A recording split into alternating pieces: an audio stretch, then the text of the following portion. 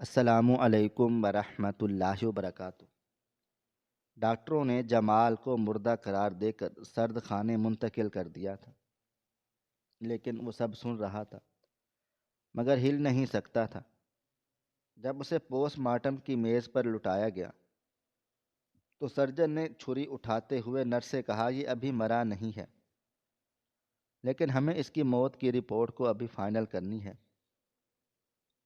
کیونکہ اس کی جائیداد کے کاغذات پر دستخط لینے والے پہنچ چکے ہیں۔ اور پھر جمال کے جسم میں برف جیسی سرد اور بے رحم لہریں دوڑ رہی تھیں، اور یہ ٹھنڈک اس کی ہڈیوں کے گودے تک اتر چکی تھی، جیسے اسے صدیوں سے کسی منجمد جھیل کی تہہ میں قید کر دیا گیا ہو، جہاں زندگی کی حرارت ہو کا کوئی گزر ممکن نہیں تھا۔ مگر حیرت کی بات یہ تھی کہ اس کا شعور پوری طرح بیدار تھا، اور وہ اپنے ارد گرد ہونے والی ہر ہلکی سے ہلکی آہٹ کو بھی پوری وضاحت کے ساتھ سن سکتا تھا۔ حالانکہ اس کی آنکھوں کے پپوٹے منو وزنی ہو چکے تھے اور وہ چاہ کر بھی انہیں وا نہیں کر سکتا تھا۔ ایسا لگتا تھا جیسے اس کے اعصاب اور پٹھوں کا رابطہ اس کے دماغ سے منقطع کر دیا گیا ہو، اور وہ اپنے ہی جسم کے قید خانے میں ایک بے رحم قیدی بن کر رہ گیا تھا۔ اور یہی وہ خوفناک لمحہ تھا جب اسے احساس ہوا کہ وہ ایک زندہ لاش بن چکا ہے، جسے دنیا مردہ سمجھ کر فراموش کر چکی ہے، اور اس کے نتنوں میں فنائل اور سرانٹ کی وہ مخصوص بو رچی بسی ہوئی تھی جو صرف مردہ خانے کی فضا میں معلق ہوتی ہے۔ اور یہ بے اس کے دل و دماغ میں سرایت کرتی جا رہی تھی، جس سے اسے متلی کا احساس ہو رہا تھا، مگر وہ طے کرنے کی سکت بھی نہیں رکھتا تھا۔ اور اسی دوران اسے بھاری جوتوں کی آواز سنائی دی جو فرش پر ایک مخصوص تال کے ساتھ قریب آ رہی تھی، اور ساتھ ہی کسی دھاتی ٹرالی کے پہیوں کی چرچراہٹ نے خاموشی کے سینے میں شگاف ڈال دیا، اور جمال کا دل جو کہ بہت دھیمی رفتار سے دھڑک رہا تھا، خوف کی شدت سے سکڑنے لگا، کیونکہ وہ جانتا تھا یہ آوازیں اس کے لیے کسی فرشتے کی آمد کا پیش خیمہ نہیں ہے، بلکہ یہ ان لوگوں کے قدموں کی چاپ ہے جو اس کے وجود کو چیڑ پھاڑ کر اس کے اندر چھپے رازوں یا شاید اس کے اعضاء کو نوچنے کے لیے آ رہے ہیں۔ اور پھر وہ لمحہ آ گیا جب اسے کسی نے بے دردی سے اٹھا کر ایک انتہائی سرد اور سخت دھاتی میز پر منتقل کر دیا، اور اس دھات کی ٹھنڈک نے اس کی کمر کی جلد کو جلا کر راکھ کر دیا، مگر وہ اف تک نہ کر سکا۔ اور پھر اس کے سر کے اوپر ایک بہت تیز روشنی جلی، جس کی حدت اور چمک کو اس نے اپنی بند آنکھوں کے پردوں کے پیچھے بھی محسوس کیا، اور وہ سرخی مائل اجالا اس کے لیے جہنم کی آگ کے جیسا تھا۔ اور تبھی ایک مردانہ آواز اس کے کانوں سے ٹکرائی جو انتہائی سپاٹ اور جذبات سے آ رہی تھی، جسے اسے جمال کے وجود سے کوئی دلچسپی نہ ہو اور وہ محض اپنا فرض پورا کرنے آیا ہو۔ اس شخص نے اپنے موجود کسی خاتون کو مخاطب کرتے ہوئے کہا، اوزار تیار کرو، ہمارے پاس وقت بہت کم ہے۔ اور اس کی آواز میں موجود سرد مہری نے جمال کے خون کو مزید منجمد کر دیا، کیونکہ وہ پہچان گیا تھا کہ یہی وہ جرح ہے جس نے کچھ دیر پہلے اسے مردہ قرار دیا تھا، اور اب وہ اس کے جسم کی بے حرمتی کرنے کے لیے تیار کھڑا تھا۔ اور جمال چیخنا چلانا چاہتا تھا کہ میں زندہ ہوں، مجھے مت کاٹو، میں سب سن رہا ہوں، مگر اس کی آواز اس کے حلق سے ہی گھٹ کر واپس رہ گئی تھی، اور اس کی زبان تالو سے چپکی رہی۔ اسی خوف کے عالم میں اسے محسوس ہوا کہ اس کے سینے سے کپڑا ہٹایا جا رہا ہے، اور اب وہ مکمل برہنہ اس کے جلاد کے رحم و کرم پر تھا، جو اپنے ہاتھ میں یقیناً کوئی تیز دھار آلہ تھامے کھڑا تھا، اور جمال کی تصور کی آنکھوں سے اسے دیکھ سکتا تھا۔ اس کے ہاتھ میں نشتر کی نوک جتنی تیز ہوگی اور اس کے سینے کی جلد کو کس طرح کاغذ کی طرح چیر ڈالے گی۔ اور پھر اسی دوران وہ جملہ ادا ہوا جس نے جمال کی روح کو فنا کے گھاٹ اتار دیا۔ اس نے سنا کہ جرح نے انتہائی اطمینان سے کہا، یہ ابھی مرا نہیں ہے، لیکن ہمیں اس کی موت کی رپورٹ ابھی تیار کرنی ہے، فائنل کرنی ہے، کیونکہ اس کی جائیداد کے کاغذات پر دستخط لینے والے پہنچ چکے ہیں۔ اور یہ الفاظ جمال کے لیے موت کے پروانے سے کم نہیں تھے، کیونکہ اس کا صاف مطلب تھا کہ وہ جانتے ہیں جمال زندہ ہے، مگر وہ اسے جان بوجھ کر مارنا چاہتے ہیں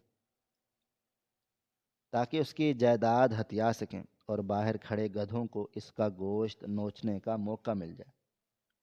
اور یہ انکشاف جمال کے لیے جسمانی اذیت سے کہیں زیادہ تکلیف دہ تھا کہ جن لوگوں پر اس نے بھروسہ کیا اور جن ڈاکٹروں کو مسیحا سمجھا، وہ دراصل کسائیوں کا روپ دھارے ہوئے بھیڑیے ہیں، جو چند کاغذ کے ٹکڑوں اور دولت کی ہوس میں ایک جیتے جاگتے انسان کو مردہ خانے کی میز پر ذبح کرنے کے لیے تیار ہیں۔ اور وہ سوچ رہا تھا کہ کیا اس کی زندگی کی قیمت محض چند ایکڑ زمین اور بینک بیلنس ہے، اور کیا اس کا سانس لینا ان کے لیے اتنا بڑا مسئلہ بن چکا ہے کہ وہ اسے قدرتی موت مرنے کا موقع بھی نہیں دینا چاہتے۔ اسی لمحے اس نے محسوس کیا کہ جرح کی انگلیاں اس کے سینے کے بائیں جانب دل کے مقام کو ٹٹول رہی ہیں، اور اس کا لمس اتنا سرد تھا اسے لگا جیسے موت نے خود اسے چھو لیا ہو۔ اور پھر جرح نے اپنے معاون سے کہا کہ نشتر مجھے پکڑا دو اور دھیان رہے کہ ہاتھ نہ کانپے، کیونکہ ہمیں یہ کام بہت صفائی سے کرنا ہے تاکہ دیکھنے والوں کو ذرا بھی شک نہ ہو۔ اور یہ پوسٹ مارٹم نہیں بلکہ قتل ہے۔ اور جمال اپنے ذہن میں دعائیں مانگ رہا تھا کہ کاش کوئی معجزہ ہو جائے، کہ کاش زمین پھٹ جائے یا چھت گر جائے اور وہ اس عذاب سے بچ جائے، مگر وہاں موجود صرف خاموشی تھی اور مشینوں کی دھیمی آوازیں تھیں جو اس کی بے بسی کا مذاق اڑا رہی تھیں۔ اور پھر اس نے محسوس کیا کہ ایک نوکدار اور انتہائی تیز چیز اس کی جلد کے مساموں کو چھو رہی ہے۔ یہ وہ لمحہ تھا جب اس کا پورا وجود خوف کی شدت سے لرزنا چاہتا تھا، مگر دوائیوں کے اثر نے اسے پتھر کا بنا دیا تھا۔ وہ نشتر آہستہ آہستہ اس کی کھال میں دھنستا جا رہا تھا اور اسے اپنی جلد کے پھٹنے کی آواز اپنے کانوں میں سنائی دے رہی تھی، جیسے کوئی پرانا کپڑا پھاڑ رہا ہو، اور ایک شدید جلن اور درد کی لہر اس کے سینے سے اٹھ کر اس کے دل و دماغ تک پہنچی، مگر وہ چیخ نہیں سکا۔ اور یہ درد اتنا شدید تھا کہ اسے لگا کہ اس کی روح جسم سے کھینچ کر نکالی جا رہی ہے، اور اس نے محسوس کیا کہ گرم خون اس کی ٹھنڈی جلد پر بہہ رہا ہے۔ یہ اس بات کا ثبوت تھا کہ اس کا دل ابھی دھڑک رہا ہے اور خون گردش کر رہا ہے، مگر وہ ظالم نہیں رکا، اور اس نے نشتر کو مزید گہرائی میں پیوست کر دیا۔ جمال اپنے پورے ذہن کے نہا خانوں میں دھاڑے مار کر رو رہا تھا، اپنے ذہن اور اپنے رب کو پکار رہا تھا کہ مجھے اس اذیت سے نجات دے، کیونکہ یہ درد برداشت سے باہر تھا اور موت اس اذیت سے کہیں زیادہ بہتر تھی۔ جرح اپنے کام میں مگن تھا، جیسے وہ کسی لکڑی کے ٹکڑے کو تراش رہا ہو، اور اس کے معاون کے درمیان ہونے والی سرگوشیاں جمال کے کانوں میں پگھلا ہوا سیسہ بن کر انڈیل رہی تھیں، جس میں وہ اس کی موت کے بعد کی منصوبہ بندی کر رہے تھے کہ کس طرح ڈیتھ سرٹیفکیٹ بنانا ضروری ہے اور کس طرح لاش ورثہ کے حوالے کرنی ہے۔ اسے ان کی بے حسی پر حیرت ہو رہی تھی کہ کیسے ایک انسان دوسرے انسان کو اتنی بے دردی سے کاٹ سکتا ہے، جبکہ وہ جانتا ہے کہ دوسرا شخص ابھی سانس لے رہا ہے، اور شاید یہ سب سے بڑی اذیت تھی کہ جمال یہ سب جان کر بھی انجان بننے پر مجبور تھا۔ اگر اس نے ذرا سی حرکت کی بھی تو شاید وہ اسے اسی وقت ہمیشہ ہمیشہ کے لیے خاموش کر دیا جائے گا۔ اس لیے اس نے فیصلہ کیا کہ وہ اس درد کو پی جائے گا اور اپنی آخری سانس تک مزاحمت کرے گا، چاہے اس کا جسم اس کا ساتھ چھوڑ چکا ہو۔ مگر اس کا ارادہ ابھی زندہ تھا اور وہ جانتا تھا کہ اس سازش کے پیچھے کون کون شامل ہے، کیونکہ صرف جائیداد کے کاغذات پر دستخط لینے والے اس کے دشمن نہیں تھے، بلکہ یہ مسیحا ان کے ساتھ ملا ہوا تھا، اور یہ گٹھ جوڑ اس کی سمجھ سے بالا تر تھا کہ آخر کیوں ہر کوئی اس کی جان کا دشمن بن گیا، حالانکہ اس نے تو کبھی کسی کا برا نہیں چاہا تھا۔ مگر شاید اس کی دولت ہی اس کی سب سے بڑی دشمن بن گئی، اور اب وہی دولت اس کی لاش کی قیمت لگا رہی تھی، اور وہ سرد خانے کی میز پر لیٹا اپنے خون کی بو سونگھ رہا تھا، اور ہر گزرتے لمحے کے ساتھ اس کی امید دم توڑتی چلی جا رہی تھی، کیونکہ نشتر کا زخم گہرا ہوتا جا رہا تھا اور اسے لگ رہا تھا اب اس کے دل تک پہنچنے والا ہے، اور شاید یہی اس کا انجام ہے کہ وہ گمنامی اور بے بسی کی موت مارا جائے گا، اور کوئی اس کے لیے آنسو بہانے والا بھی نہ ہو، اور باہر کھڑے لوگ اس کی موت کا جشن منائیں گے اور اس کی جائیداد پر قابض ہو جائیں گے۔ یہ سوچ کر اس کا خون کھول رہا تھا، مگر افسوس کہ وہ اپنی مٹھیاں بھی نہیں بھینچ سکتا تھا اور نہ ہی دانت پیس سکتا تھا۔ وہ خاموشی سے اس ظلم کو سہنے پر مجبور تھا جو اس کے ساتھ روا رکھا جا رہا تھا۔ پھر اچانک جرا کا ہاتھ رک گیا اور اس نے ایک گہری سانس لی اور کہا، اب ہمیں تھوڑا سا انتظار کرنا ہوگا تاکہ خون کا بہاؤ کم ہو جائے، اور یہ وقفہ جمال کے لیے مزید اذیت ناک تھا کیونکہ درد کی شدت مسلسل بڑھ رہی تھی اور کھلا ہوا زخم ہوا لگنے سے جل رہا تھا۔ وہ گننے لگا تاکہ اپنے دماغ کو مصروف رکھ سکے اور درد سے دھیان ہٹا سکے، مگر درد کی ٹیسیں اس قدر شدید تھیں کہ گنتی بھول جاتا تھا اور بار بار اس کا دھیان اسی بات کی طرف چلا جاتا، اب آگے کیا ہوگا؟ کیا وہ اس کا دل نکال لیں گے یا گردے نکال لیں گے، یا پھر اسی حالت میں چھوڑ کر چلے جائیں گے تڑپنے کے لیے؟ اور یہ غیر یقینی کی کیفیت موت سے بھی بدتر تھی، اور اسے اپنے گھر والے یاد آ رہے تھے، اس کے بچے، اس کی بیوی، کیا وہ بھی اس سازش میں شریک ہیں یا وہ بھی اس طرح بے خبر ہیں اور اس کی موت پر آنسو بہا رہے تھے؟ اور اگر وہ بے گناہ ہیں تو اس کے بعد ان کا کیا ہوگا؟ یہ درندے انہیں بھی نہیں چھوڑیں گے اور ان سے بھی جائیداد چھین لیں گے؟ اور یہ خیال اسے اور بھی زیادہ خوفزدہ کر رہا تھا۔ اس کی موت کے بعد اس کے خاندان کا کوئی پرسان حال نہیں ہوگا، اور وہ یہاں لیٹا کچھ بھی نہیں کر سکتا سوائے تڑپنے کے، اور اس نے دل ہی دل میں عہد کر لیا کہ اگر وہ یہاں سے زندہ بچ نکلا تو ان سب سے چن چن کر بدلہ لے گا اور انہیں بتائے گا کہ زندہ لاش جب جاگتی ہے تو کتنی خطرناک ہوتی ہے۔ مگر فی الحال یہ محض ایک خواب لگتا تھا، کیونکہ حقیقت یہ تھی کہ وہ ایک انچ بھی ہلنے کے قابل نہیں رہا تھا، اور اس کا جسم رفتہ رفتہ اس کا ساتھ چھوڑ رہا تھا، اور شاید اس کا دل و دماغ بھی اب آکسیجن کی کمی کا شکار ہو رہا تھا۔ اس سے چکر آ رہے تھے اور خیالات کا تسلسل ٹوٹ رہا تھا، اور آوازیں مدھم پڑتی جا رہی تھیں، مگر جرح کی آواز پھر ابھری کہ جلدی کرو، وہ لوگ اندر آنے کی کوشش کر رہے ہیں، ہمیں یہ کام فوراً ختم کرنا ہوگا۔ اور پھر جمال نے محسوس کیا کہ کوئی چیز اس کے جسم کے اندر داخل کی جا رہی ہے، شاید کوئی نالی یا کوئی اور اوزار نما۔ اس کی تکلیف اتنی شدید تھی کہ اس کی آنکھوں کے سامنے اندھیرا چھانے لگا، اور اسے لگا کہ اب اس کی آخری سانس نکلنے والی ہے اور یہی اس کی زندگی کا اختتام ہے۔ مگر وہ ہار نہیں ماننا چاہتا تھا، وہ جینا چاہتا تھا، وہ سانس لینا چاہتا تھا، وہ چیخنا چلانا چاہتا تھا، وہ بتانا چاہتا تھا کہ میں زندہ ہوں، میں مرا نہیں ہوں، میں تمہاری سازش کو ناکام بنا دوں گا۔ مگر یہ سب صرف اس کے دل و دماغ میں تھا، اور حقیقت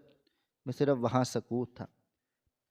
جسے کبھی کبھار دھاتی اوزاروں کی آوازیں توڑ دیتی تھی۔ اور اسی کربناک کیفیت میں معلق تھا کہ نہ تو وہ پوری طرح زندہ تھا اور نہ ہی پوری طرح مردہ، اور یہی بین بین کی کیفیت اس کے لیے عذاب بن چکی تھی، اور اسے لگ رہا تھا کہ وقت تھم گیا ہے اور یہ رات کبھی ختم نہ ہوگی، اور وہ ہمیشہ کے لیے اسی میز پر اسی حال میں پڑا رہے گا، اور یہ اذیت لامحدود ہے، اس کا کوئی کنارہ نہیں۔ راہداری میں گہری اور پر اسرار خاموشی چھائی ہوئی تھی، جس میں صرف دیوار پر لگی ہوئی گھڑی کی ٹک ٹک اور بے چینی سے ٹہلتے ہوئے 3 افراد کے بھاری جوتوں کی آوازیں گونج رہی تھیں۔ یہ تینوں افراد بار بار اس بند دروازے کی طرف دیکھ رہے تھے جس کے پیچھے زندگی اور موت کی کشمکش جاری تھی، اور ان کے چہروں پر ہوائیاں اڑی ہوئی تھیں، مگر یہ خوف کسی کے مرنے کا غم نہیں، بلکہ اس بات کا تھا کہیں ان کا منصوبہ ناکام نہ ہو جائے۔ ان میں سے ایک، جو سب سے عمر رسیدہ اور باروب شخص تھا، وہ بار بار اپنی کلائی پر بندھی گھڑی کو دیکھ رہا تھا اور ماتھے پر آئے پسینے کو رومال سے صاف کر رہا تھا۔ اس کی آنکھوں میں لالچ کی ایسی چمک تھی جو کسی بھوکے بھیڑیے کی آنکھوں میں شکار کو دیکھ کر پیدا ہوتی ہے۔ وہ اپنے ساتھیوں سے دھیمی آواز میں سرگوشیاں کر رہا تھا کہ اگر آج یہ کام نہ ہوا تو ہماری برسوں کی محنت پر پانی پھر جائے گا، اور وہ تمام جائیداد جو ہمارے ہاتھ آنے والی ہے وہ ہمیشہ ہمیشہ کے لیے ہمارے ہاتھ سے نکل جائے گی۔ اس کے لہجے میں ایک ایسی درندگی تھی کہ پاس کھڑا ہوا شخص بھی سہم گیا، اور وہ جانتے تھے کہ اندر موجود شخص کا زندہ رہنا ان کے لیے موت کے مترادف ہے، اور اس کا مر جانا ہی ان کی بقا کی ضامن ہے۔ لیکن مسئلہ یہ تھا کہ مرنے سے پہلے انہیں ایک کاغذ پر دستخط یا انگوٹھے کا نشان چاہیے تھا۔ یہی وہ وجہ تھی کہ وہ بے صبری سے جرح کے باہر آنے کا انتظار کر رہے تھے، اور ہر گزرتا لمحہ ان کے دل کی دھڑکنوں کو تیز کر رہا تھا، اور ہسپتال کی مخصوص بو ان کے دماغوں کو معاف کر رکھا تھا، جس میں دوائیوں اور بیماریوں کی ملی جلی مہک شامل تھی، اور راہداری کی مدھم روشنیوں میں ان کے سائے دیواروں پر دیو ہیکل بوتوں کی طرح ناچ رہے تھے، اور ایسا لگ رہا تھا جیسے وہ تینوں موت کے فرشتے ہوں، جو روح قبض کرنے والے نہیں بلکہ مال قبض کرنے کے لیے کھڑے ہوں۔ ان کی بے چینی بڑھتی چلی جا رہی تھی، کیونکہ اندر سے کوئی بھی آواز نہیں آ رہی تھی، اور وہ سوچ رہے تھے کہ کہیں اندر عملہ ان کے ساتھ دھوکہ تو نہیں کر رہا، کہیں وہ شخص ہوش میں تو نہیں آ گیا، اور اگر ایسا ہوا ہے تو ان کا کیا بنے گا۔ اور کیونکہ یہ وسوسوں سے ان کے ذہنوں میں سانپ کی طرح کنڈلی مارے بیٹھے تھے، اور وہ بار بار ایک دوسرے کو تسلیاں دے رہے تھے کہ ذرا ہمارا اپنا بندہ ہے اور ہم نے اسے منہ مانگی قیمت دے کر خریدا ہے، وہ ہمارے ساتھ غداری نہیں کر سکتا۔ پھر بھی انسانی فطرت کے مطابق شک ان کے دلوں میں جڑ پکڑ رہا تھا، اور وہ دروازے کی درزوں سے اندر جھانکنے کی ناکام کوشش کر رہے تھے تاکہ کچھ اندازہ لگا سکیں کہ اندر کیا ہو رہا ہے، مگر وہاں لٹکے ہوئے موٹے پردوں نے سب کچھ چھپا رکھا تھا، اور وہ صرف اندازوں کے گھوڑے دوڑا رہے تھے، اور ان کا سب سے بڑا ڈر یہ تھا کہ اگر پولیس اور یا کوئی اور قانون نافذ کرنے والا ادارہ وہاں پہنچ گیا تو ان کا سارا کھیل بگڑ جائے گا۔ اس لیے وہ چاہتے تھے کہ کام جلد از جلد نمٹ جائے، اور وہ لاش اور کاغذات لے کر وہاں سے رفو چکر ہو جائیں، اور اسی کشمکش اور تناؤ کے عالم میں اچانک دروازے کے اوپر لگا ہوا سرخ بلب بجھ گیا اور دروازے کا ہینڈل گھومنے کی آواز آئی، جس نے ان تینوں کو چوکنا کر دیا اور وہ سب بیک وقت ڈور کی طرف لپکے تھے اور جیسے کوئی شکاری جال میں پھنسنے کو شکاری کے لیے لپکتا ہے۔ دروازہ کھلا اور جناح باہر نکلا، جس کے چہرے پر تھکاوٹ اور سنجیدگی کے گہرے سائے تھے، اور اب اس نے اپنے منہ سے ماسک ہٹایا تو اس کے چہرے کے تاثرات کو پڑھنا ناممکن تھا، اور اس نے گہری سانس لیتے ہوئے ان تینوں کی طرف دیکھا جو سوالیہ نشان بنے کھڑے تھے، اور تینوں میں سے ایک بڑے شخص نے آگے بڑھ کر بے تابی سے پوچھا کہ کام ہو گیا کیا؟ اس نے کاغذات پر دستخط کر دیے ہیں، اور کیا اب وہ ہمارے راستے سے ہٹ چکا ہے؟ جناح نے چند لمحے خاموشی اختیار کی، جیسے وہ الفاظ کا چناؤ کر رہا ہو، اور یہ چند لمحے کی خاموشی ان پر صدیوں کی طرح بھاری تھی، کیونکہ ان کا سانس حلق میں اٹک گیا۔ جناح نے اپنی جیب سے ایک رومال نکال کر اپنا ماتھا صاف کیا اور پھر انتہائی دھیمی اور سپاٹ آواز میں کہا، مجھے افسوس ہے، لیکن ہم اسے زیادہ دیر تک زندہ نہیں رکھ سکے۔ اس کا دل بہت کمزور ہو چکا تھا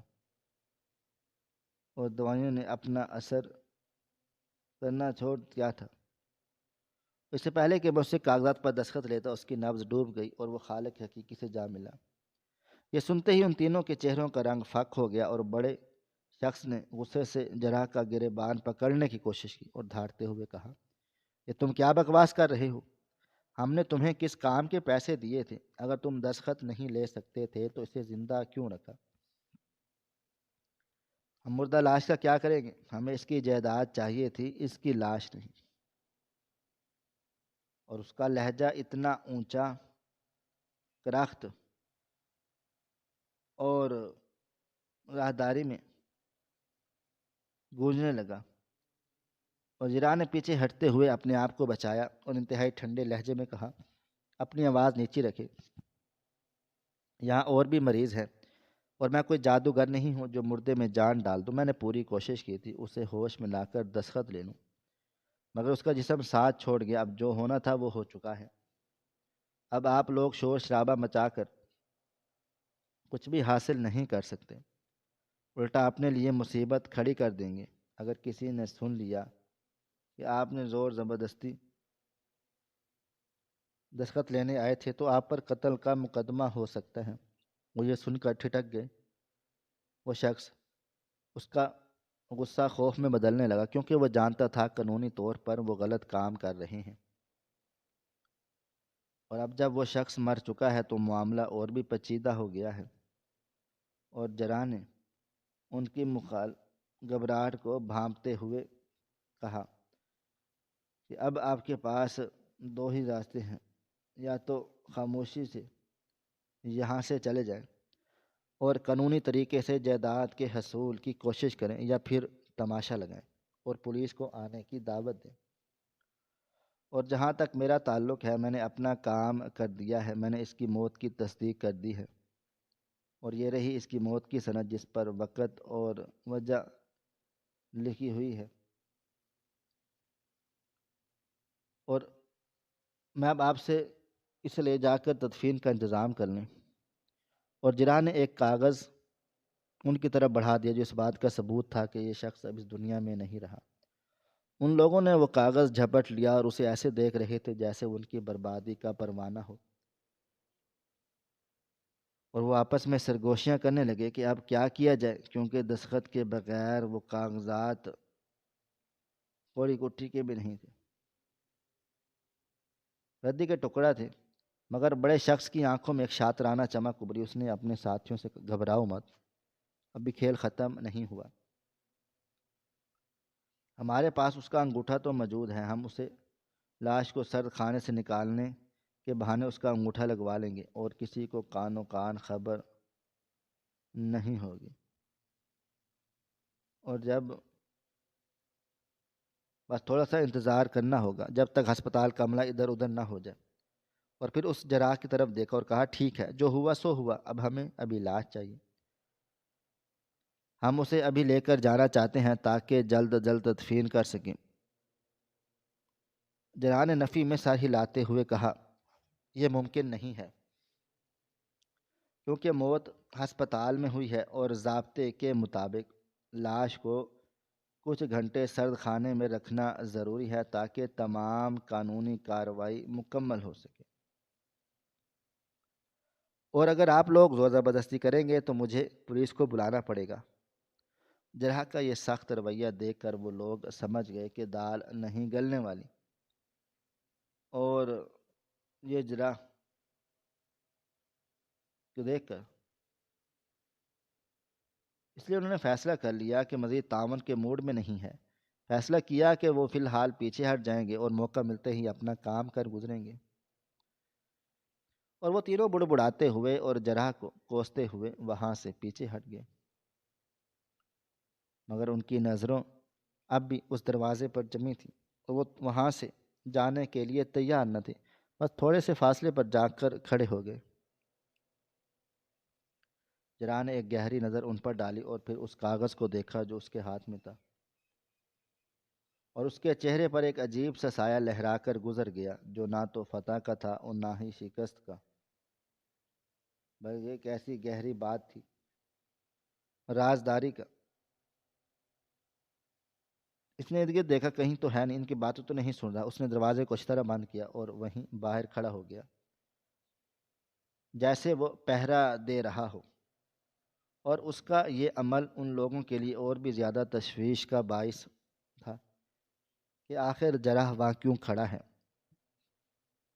اور اندر کیوں نہیں جا رہا،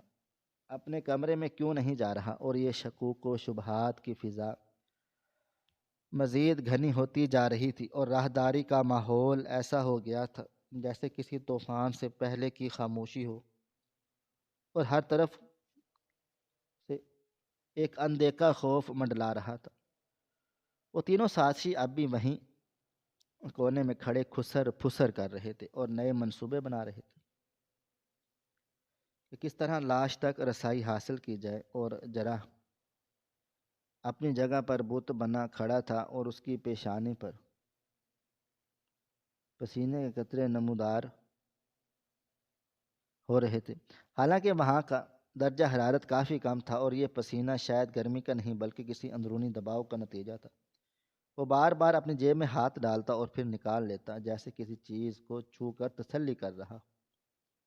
اور اس کی نظریں بار بار گھڑی کی طرف اٹھ رہی تھیں جیسے وہ کسی خاص وقت کا انتظار کر رہا ہو، اور یہ انتظار اس کے لیے اتنا ہی کٹھن تھا جتنا ان لوگوں کے لیے اس اور ان ساری صورتحال میں ایک عجیب سا ماحول،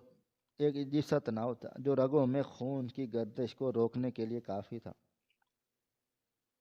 اور ایسا لگ رہا تھا کہ یہ رات بہت لمبی ہونے والی ہے اور اس کے دامن میں ابھی بہت سے راز چھپے ہیں جو وقت کے ساتھ ساتھ کھلیں گے، مگر فی الحال ہر چیز دھند میں لپٹی ہوئی تھی اور سچائی کہیں بہت گہرائی میں دفن ہو گئی تھی۔ صرف وہ بندہ دروازے کا اس راز کا امین تھا جس کے پیچھے وہ شخص موجود تھا جس کی قسمت کا فیصلہ یہ لوگ باہر کھڑے کر رہے تھے، اور اس پورے منظر میں ایک ایسی ڈرامائی کیفیت تھی جو کسی بھی دیکھنے والے کو حیرت میں ڈال سکتی تھی۔ کس طرح انسان دولت کی ہوس میں اندھا ہو کر اخلاقیات کی تمام حدیں پار کر جاتا ہے، اور کس طرح موت کو بھی کاروبار بنا لیا جاتا ہے، اور یہ سب کچھ اس ہسپتال کی ویران راہداری میں ہو رہا تھا جہاں زندگی بچانے کے دعوے کیے جاتے ہیں، وہیں زندگی کا سودا ہو رہا تھا، اور جرح جو مسیحا کہلاتا ہے وہ اس سودے کا درمیانے کردار بنا ہوا تھا، چاہے اس کی نیت کچھ بھی ہو، مگر بظاہر وہ اس گندے کھیل کا حصہ لگ رہا تھا، اور یہی وہ بات تھی جو اس کہانی کو مزید پر اسرار بنا رہی تھی، کیونکہ ابھی تک یہ واضح نہیں تھا کہ وہ کس کے ساتھ ہیں، وہ ان سازشوں کا ساتھ دے رہا ہے یا پھر اس کا کوئی اپنا ہی الگ ایجنڈا ہے جو ابھی تک کسی پر عیاں نہیں ہوا، اور یہی الجھن قاری کے ذہن کو جکڑے ہوئے تھی، اور وہ یہ جاننے کے لیے بےتاب تھا کہ آگے کیا ہوا، اور کیا وہ لوگ اپنے ناپاک عزائم میں کامیاب ہو جائیں گے یا پھر قدرت کا کوئی اور ہی فیصلہ تھا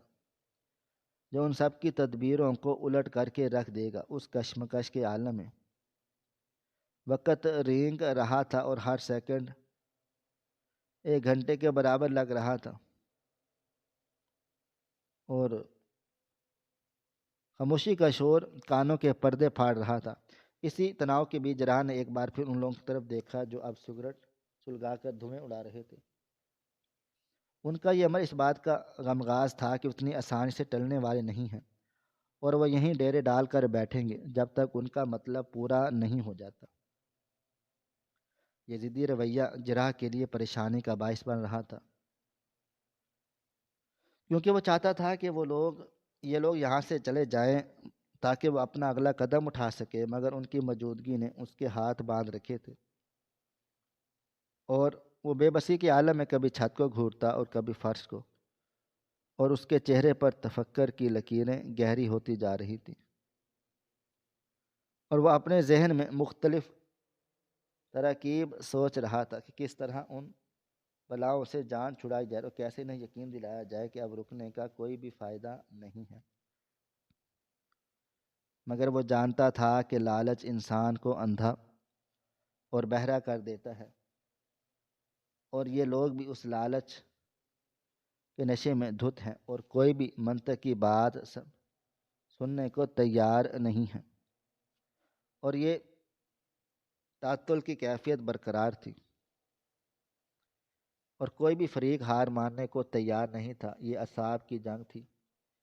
جس میں وہی جیتے گا جس کے اعصاب زیادہ مضبوط ہوں گے۔ فی الحال پلڑا تھوڑی طرف بھاری تھا اور نتیجہ کچھ بھی ہو سکتا تھا۔ یہی وہ سنسنی سی جو اس منظر کو خوفناک بنا رہی تھی کہ ایک غلط قدم اور سب کچھ تباہ ہو جائے گا، شاید خون خرابہ بھی ہو جائے، کیونکہ وہ لوگ مسلح بھی لگ رہے تھے اور ان کے حلیے سے بھی بدماشی ٹپک رہی تھی، اور جراح ایک نہتہ انسان تھا جس کے پاس صرف اس کی ذہانت اور وہ سفید کوٹ تھا جو اس کا واحد سہارا تھا، اور وہ اسی کے رعب پر ان کو روکے ہوئے تھا، مگر یہ رعب کب تک قائم رہے گا یہ کہنا مشکل تھا۔ رات کا آخری پہر اپنی پوری وحشت اور تاریکی کے ساتھ دنیا پر مسلط تھا جس میں زندگی کی کوئی رمق باقی نہیں تھی، اور جراح نے انتہائی احتیاط کے ساتھ دروازے کی کنڈی لگائی اور پھر اطمینان کا ایک گہرا سانس لیتے ہوئے پلٹا، اور اس کے چہرے سے وہ تمام مصنوعی سنجیدگی اور تھکاوٹ غائب ہو چکی تھی جو کچھ دیر پہلے باہر کھڑے لوگوں کو دکھانے کے لیے طاری کی گئی تھی، اور اس کے ہونٹوں پر ایک پراسرار مسکراہٹ رینگ رہی تھی جو اس بات کی غمگاز تھی کہ وہ کسی بڑے اور خطرناک کھیل کا کامیاب کھلاڑی بن چکا ہے، اور وہ آہستہ آہستہ قدموں سے چلتا ہوا اس دھاتی میز کی طرف بڑھا جہاں جمال کی بے حس و حرکت لاش پڑی ہوئی تھی۔ اس کے قدموں کی چاپ اس ویران کمرے میں گونج رہی تھی، مگر اب اس میں وہ خوف نہیں تھا بلکہ ایک عجیب سا اعتماد تھا، اور اس نے میز کے قریب پہنچ کر اپنی جیب سے ایک چھوٹی سی شیشی نکالی اور جس میں نیلے رنگ کا سیال مادہ بھرا ہوا تھا۔ پھر اس نے ایک سرنج میں وہ دوا بھری اور جمال کے بازو کی رخ تلاش کرنے لگا جو سردی اور بے حرکت رہنے کی وجہ سے سکڑ چکی تھی، اور اس عمل میں اسے کچھ وقت لگا مگر اس کے ہاتھوں میں بلاں کی مہارت تھی، اور پھر اس نے سوئی کی نوک جمال کی جلد میں پیوست کر دی، اور وہ دوا آہستہ آہستہ اس کے خون میں شامل ہونے لگی، اور وہ زندگی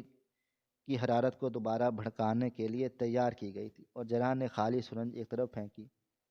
اور اپنی کلائی میں بندی گھڑی پر نظریں جما دی، الٹی گنتی گننے لگا جیسے وہ کسی بم کے پھٹنے کا انتظار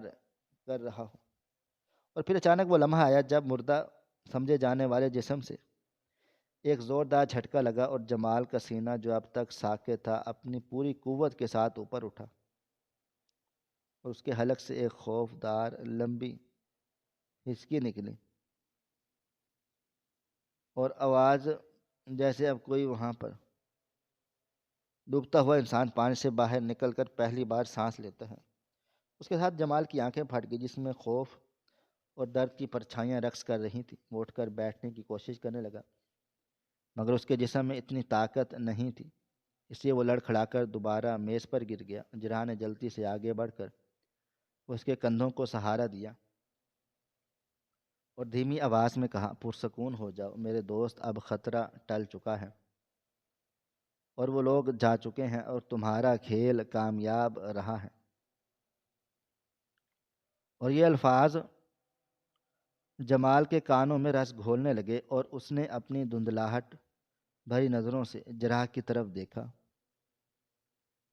اور اس کی آنکھوں میں سوالیہ نشان تھے کہ وہ اپنے سینے پر ہاتھ پھیر رہا تھا جہاں ٹانکے لگے ہوئے تھے، جہاں سے درد کی لہریں شدید اٹھ رہی تھی۔ اس نے کانپتی ہوئی آواز میں پوچھا، کیا واقعی وہ چلے گئے ہیں؟ کیا انہیں یقین آ گیا تھا کہ میں مر چکا ہوں؟ اور پھر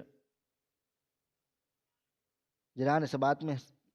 سر ہلاتے ہوئے کہا، پانی کا گلاس اس کے ہونٹوں سے لگا دیا، کہا کہ ہاں انہیں یقین دلانے کے لیے تو میں نے تمہارے سینے پر وہ چیرا لگایا تھا۔ اگر وہ زخم نہ دیکھتے اور خون نہ دیکھتے تو کبھی نہ مانتے کہ تم مر چکے ہو، اور شاید وہ تمہاری لاش کو وہیں چھوڑ کر بھاگ گئے تھے، اور اس لیے مر چکے ہو۔ ڈرامہ کرنا بھی ضروری تھا۔ جمال نے پانی پی کر کچھ راحت محسوس کی، اس کے چہرے پر زندگی کا وہ رنگ واپس آنے لگا اور اس نے گہری سانس لی اور کہا، یہ درد بہت شدید تھا ڈاکٹر، مجھے لگا کہ تم مجھے واقعی مارنے والے ہو، اور ایک لمحے کے لیے مجھے اپنی موت کا یقین ہو گیا تھا، مگر شکر ہے کہ اب سب کچھ ختم ہو چکا ہے، اور اب میں آزاد ہوں۔ جراح نے مسکراتے ہوئے کہا، آزادی کی قیمت تو ادا کرنی پڑتی ہے جمال، اور تم نے یہ قیمت اپنے خون اور اپنی شناخت کی قربانی دے کر ادا کی ہے۔ اب قانونی طور پر جمال نام کا شخص اس دنیا میں نہیں رہا، اور تمام وہ قرضے اور وہ مقدمات جو تمہارے نام کے ساتھ جڑے تھے، اور وہ بھی اب تمہاری موت کے ساتھ دفن ہو چکے ہیں، اور اب تم ایک نئے انسان ہو جس کا ماضی سے کوئی تعلق نہیں۔ اور یہ سب سن کر جمال کے چہرے پر ایک تلخ مسکراہٹ ابھر آئی اور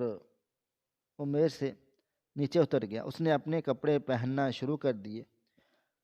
جو وہیں ایک طرف رکھے ہوئے تھے، اور اس کے ہر انداز سے یہ ظاہر ہو رہا تھا کہ وہ کوئی مظلوم شکار نہیں تھا بلکہ ایک شاطر شکاری تھا جس نے اپنے دشمنوں کو مات دینے کے لیے موت کا بھیانک کھیل کھیلا تھا۔ اس نے جو جیب سے نوٹوں کی کچھ موٹی گڈیاں نکالیں اور جراح کی طرف اچھال دیں اور کہا، یہ رہا تمہارا حصہ اور تمہاری اداکاری کا معاوضہ، تم نے اپنا کردار خوب نبھایا۔ اور جراح نے وہ رقم پکڑ کر اپنی جیب میں ڈالی اور کہا، مجھے خوشی ہے کہ ہم دونوں کا بھی فائدہ ہو، مگر جمال ایک بات یاد رکھنا، انسان اپنی شناخت تو بدل سکتا ہے مگر اپنا ضمیر نہیں بدل سکتا، اور تم نے آج جو کچھ بھی کیا ہے وہ تمہیں ساری زندگی یاد رہے گا۔ تم نے اپنی دولت بچانے کے لیے اپنے ہی وجود کا جنازہ نکال دیا۔ اور جمال نے جراح کی بات سن کر ایک لمحے کے لیے توقف کیا اور اس کی آنکھوں میں ایک عجیب سی ویرانی اتر آئی۔ اس نے کہا، ڈاکٹر، ضمیر کی بات مت کرو، کیونکہ اگر میرے پاس دولت نہ ہوتی تو یہی دنیا مجھے جینے نہ دیتی، اور آج میں نے یہ سیکھا ہے کہ غریب کی زندگی کی کوئی قیمت نہیں مگر امیر کی لاش بھی کروڑوں کی ہوتی ہے، اور میں نے صرف اپنی جان بچائی ہے کیونکہ وہ لوگ مجھے نوچ کھانے کے لیے تیار تھے، اور اب میں کہیں دور چلا جاؤں گا، کسی نامعلوم جگہ پر جاؤں گا جہاں مجھے کوئی نہ جانتا ہوگا، اور میں اپنی باقی کی زندگی سکون سے گزاروں گا۔ اور جرا نے اسے غور سے دیکھا اور سوچا، کیا واقعی یہ سکون ہے کہ انسان کو اپنی پہچان چھپانی پڑے اور اپنوں سے دور ہونا پڑے؟ یہ کیسی آزادی ہے جو تنہائی کے قید خانے میں لے جاتی ہے؟ مگر اس نے کچھ کہا نہیں اور خاموشی سے دروازے کی طرف اشارہ کیا، اور جمال نے اپنا بیگ اٹھا لیا اور پچھلے دروازے کی طرف بڑھ گیا جو ہسپتال کے عقبی راستے پر کھلتا تھا۔ اور جاتے جاتے اس نے مڑ کر جراح کو دیکھا اور کہا، خدا حافظ ڈاکٹر، شاید ہم پھر کبھی نہ ملیں۔ اور جراح نے ہاتھ ہلا کر اسے الوداع کیا اور جمال رات کے اندھیرے میں کہیں غائب ہو گیا، جیسے وہ کبھی وہاں تھا ہی نہیں، اور اندھیرے میں غائب ہو گیا۔ اور سرد خانے سے پھر ویران ہو گیا، اور اس ویرانی میں ایک بہت بڑا سبق گونج رہا تھا کہ انسان کی سب سے بڑی کمزوری اس کی دولت، اس کی ہوس ہے، جو اسے اس مقام تک لے آئی ہے جہاں اسے زندہ رہنے کے لیے مرنا پڑتا ہے۔ اور جمال جیت کر بھی ہار گیا، کیونکہ اس نے اپنی دولت تو بچا لی تھی، مگر اپنی زندگی کے رشتے، اپنے نام اور اپنی حقیقت کھو دی۔ اور اب وہ ایک سایہ تھا جو روشنی سے ڈرتا تھا، اور یہ کیسی بدقسمت ہی تھی کہ وہ اپنی ہی قبر کا کتبہ پڑھ کر خوش ہو رہا تھا۔ اور یہ کہانی اس بات کا ثبوت تھی کہ دنیا میں کچھ لوگ ایسے بھی ہوتے ہیں جو اپنی انا اور لالچ کی تسکین کے لیے قدرت کے قوانین کو بھی کھیلنے کی کوشش کرتے ہیں، مگر وہ یہ بھول جاتے ہیں کہ مکافات عمل ایک ایسی حقیقت، اٹل حقیقت ہے جس سے فرار ممکن نہیں۔ اور شاید جمال کی سزا یہی تھی کہ اب زندہ رہ کر بھی مردہ تھا، اور اس کی باقی زندگی ایک خوف کے سائے میں گزرنے والی تھی۔ ہماری آج کی یہ کہانی آپ کو کیسی لگی؟ کومنٹ باکس میں اپنی رائے کا اظہار ضرور کریں، اور ہمارے چینل کو سبسکرائب ضرور کر لیں۔ شکریہ، اللہ حافظ۔